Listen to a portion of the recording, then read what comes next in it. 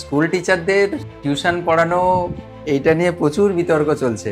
একজন স্টুডেন্টের মা তো আবার যা তা ভাবে কথা বলছে।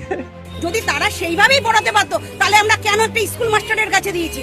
আমরা তাহলে কোনোভাবে অন্য জায়গায় নিয়ে যেতাম না। আমরা তো বুঝতে পারছি সে তারা পড়ানোর যোগ্যতা নেই তাদের। আমরা সেই চ্যালেঞ্জটা করছি যে তাদের যোগ্যতা নেই, তারা এইভাবে বাচ্চাদেরকে তৈরি করা। অ্যাকচুয়ালি এটা ভুল কথা, মানে জিনিসটাকে জেনারেলাইজ করে দেওয়া ঠিক নয়। মুশকিল হচ্ছে আমাদের সমাজে প্রাইভেট টিচারদেরকে ট্রাস্টই ওই লেভেলে করা হয় না। তারা বাই ডিফল্ট ধরেই নেয় যে প্রাইভেট টিউশন টিচাররা ভালো পড়ায় না, স্কুলের টিচাররাই ভালো পড়ান, এরকম একটা ধারণা আর কি। একটা ছোট ইনসিডেন্ট বলছি। আমার কাছে খুব রেপুটেড স্কুলে 2-3 জন ভালো ছেলে পড়তো। ফার্স্ট সেমিস্টারে খুব ভালো রেজাল্ট করেছে গত বছর। সেকেন্ড সেমিস্টারে তার স্কুলের টিচার তাকে বুঝিয়ে শুনিয়ে তাকে এক্সট্রা ক্লাস করাবে বলে আমার কাছ থেকে বের করে নিয়ে চলে গেছে। তাকে প্র্যাকটিক্যালে নাম্বার দেবে বলেছে, ধমকি দেয়, রীতিমতো ধমক দেয়, বলে যে আমার কাছে পড়বি না তো নাম্বারটা দেখে নেবো সেখানে।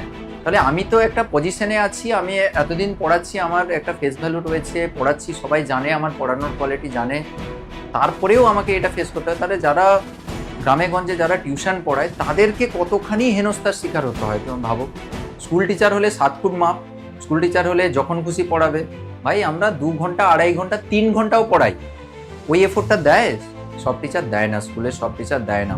প্রাইভেট যারা টিউশন পড়ায়, যারা স্কুলের টিচার নয়, তাদের কাছে তুমি পড়তেই পাঠালে না, তুমি বুঝলে কি করে তাদের কোয়ালিটি নেই? তারাও এক্সপিরিয়েন্স 5 বছর, 7 বছর, 10 বছর ধরে পড়াচ্ছে, তাদের এক্সপিরিয়েন্স নেই? জিনিসটা হওয়া দরকার ছিল।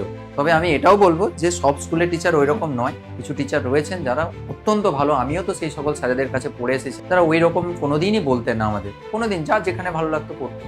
বাট কিছু জন আছে যারা সত্যি সত্যি গুন্ডা টাইপের আর কি।